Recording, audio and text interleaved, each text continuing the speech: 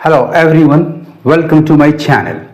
Students, आज का topic है spotting errors asked in the IBPS RRB clerk mains examination. If you want to be selected in 2025 please watch this video till the and.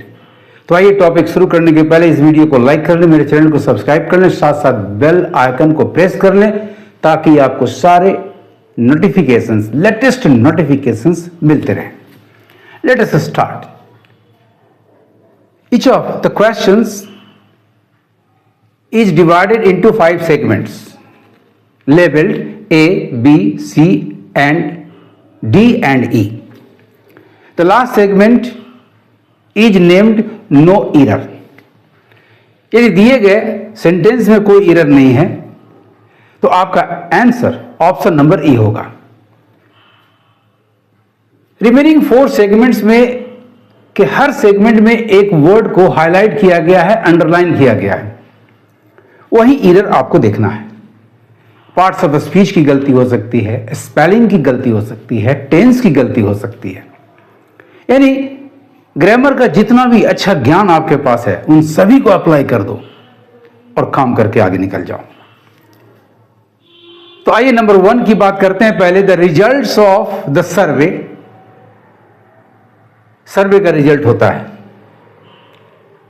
सर्वे की spelling correct है SURVEY, results की spelling भी correct है RESULTS। Segment C में have का agreement भी सही है, सब्जेक्ट रिजल्ट्स प्लूरल है तो हैव भी बिल्कुल सही है। और ये रहा है तो perfect present perfect continuous tense के अनुसार डी में मेन वर्ब फॉर यानी प्रेजेंट पार्टिसिपल फॉर्म भी सही है। लेकिन नंबर डी में एनकरेजिंग का स्पेलिंग गलत है, यानी आपका राइट आंसर हो गया option number segment number D. Really segment number D contains a spelling error. The word encouraging is spelled ENCOU, जबकि यहां केवल O है, RAGING. Now the sentence is absolutely correct. The answer is segment number D, containing a spelling error. The correct sentence is now the results of the survey have been very encouraging. ENCOU RAGING. Now come to question number 2. It mattered, आपका verb जो underline है mattered past tense में है। A great deal, yes, a great deal is a determiner, adverb का काम करता है, मात्रा बताता, वेरी मच, यानी ये भी करेक्ट है। डील के स्पेलिंग DEAL करेक्ट है, मैटर्ड के स्पेलिंग MATTERED भी करेक्ट है। टू द एक्ट्रेस, एक्टर का फेमिनाइन फॉर्म है एक्ट्रेस, स्पेलिंग भी करेक्ट है ACTRESS। What other people, यानी सेगमेंट्स A, B और C में कहीं कोई एरर नहीं है। What other people taught, tense आपका पास्ट सीक्वेंस बिल्कुल सही है, पास्ट इंडेफिनिट, लेकिन यहां taught of her, taught का मतलब होता है पढ़ाना, बट यहां अदर पीपल उसके बारे में पढ़ेंगे नहीं, पढ़ाएंगे नहीं, बल्कि सोचेंगे, यानी नंबर डी में आपका ये स्पेलिंग एरर आ रहा है। वर्ब की गलत, वर्ब का गलत प्रयोग हो रहा है, सिर्फ स्पेलिंग नहीं बल्कि वर्ड ही डिफरेंट होना चाहिए। सो यहां थिंक का पास्ट टेंस थॉट चाहिए, स्पेलिंग होगी THOUGHT। Now the sentence is correct. Segment number D thus contains a grammatical error. The difference lies in the use of the verb.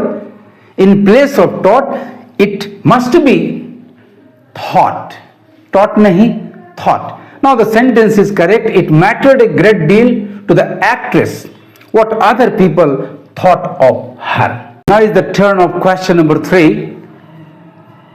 The young boy's aggression, the young boy's attack. आपका highlighted word aggression, noun सही noun का प्रयोग हुआ है, spelling भी इसकी correct है AGGRESSION।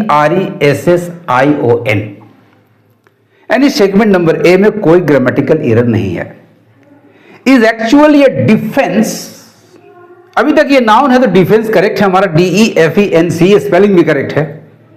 Mechanism दूसरा नाउन आ गया। स्टूडेंट्स यहां ये वर्ड डिफेंस जो है, इस नाउन मैकेनिज्म को क्वालिफाई करना चाहिए, क्वालिफाई करने के लिए आया है।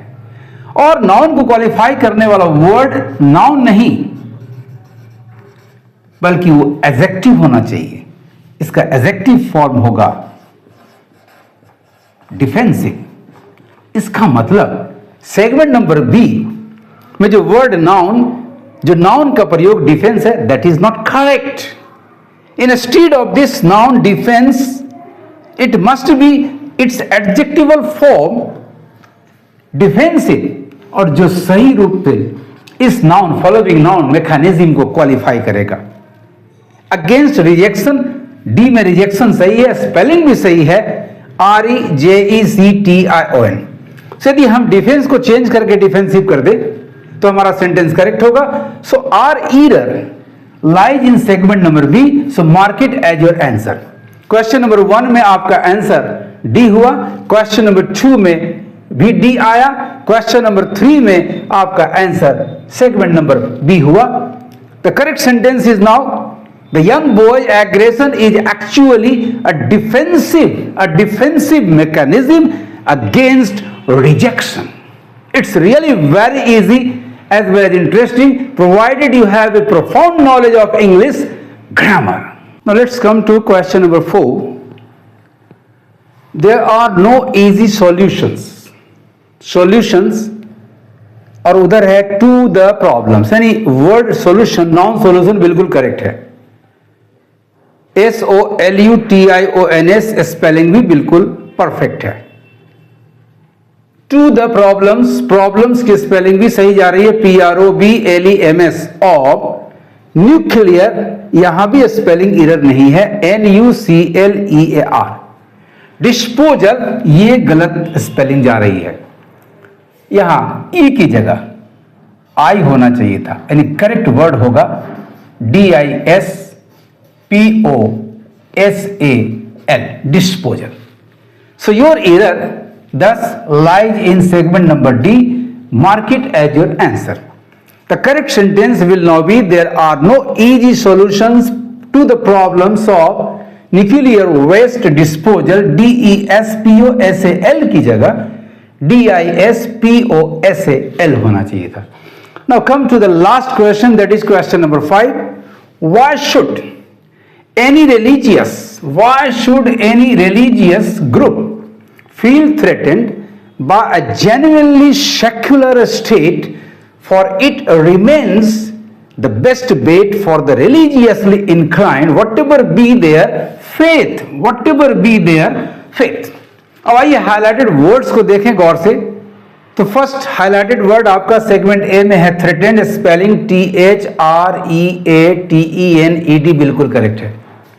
फील के बाद एडजेक्टिव होता है, यहां पास्ट पार्टिसिपियल वर्ब को एडजेक्टिव वाली यूज किया गया, नो एरर। बाय अ जेन्युइनली, जेन्युइन की स्पेलिंग होती है GENUINE। किसी भी एडजेक्टिव जिसके अंत में ई हो, ly सफिक्स जोड़कर यदि एडवर्ब बनाते हैं तो ई समाप्त नहीं होता, ई को नहीं हटाया जाता। केवल दो एक्सेप्शंस हैं, एक होल, जब ly जोड़ेंगे तो ई ड्रॉप हो जाएगा, और दूसरा ट्रू, TRUE, ly ऐड करेंगे तो ई ड्रॉप हो जाएगा। बाकी सभी में आपका लास्ट ई एग्जिस्ट करेगा, यानी ये वर्ड आपका गलत जा रहा है। इसकी सही स्पेलिंग होनी चाहिए GENUINELY,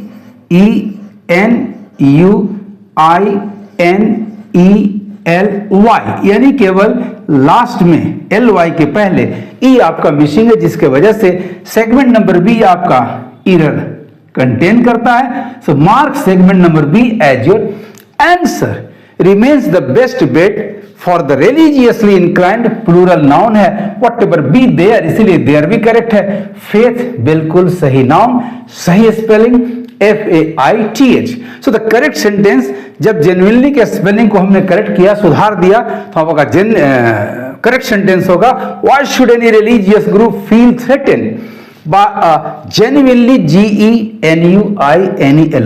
secular state, for it remains the best bet for the religiously inclined, whatever be their faith. इस तरह से स्टूडेंट्स आपका सही आंसर सेगमेंट नंबर बी हो गया। यदि आपके पास ग्रामर का अच्छा ज्ञान है, सेंस ऑफ कॉम्प्रिहेंशन भी बहुत तगड़ा है, तो आपको एरर स्पॉट करने में कहीं कोई कठिनाई नहीं होगी। I assure you of it. आपको मेरे मेथड्स, मेरे तरीके, मेरे ट्रिक्स कैसे लगे, प्लीज कमेंट और इस वीडियो को एक लाइक जरूर दें और इसे ज्यादा से ज्यादा अपने मित्रों के बीच शेयर करें ताकि उनका भी फायदा हो। Thank you for watching my video. पढ़ते रहिए, आगे बढ़ते रहिए।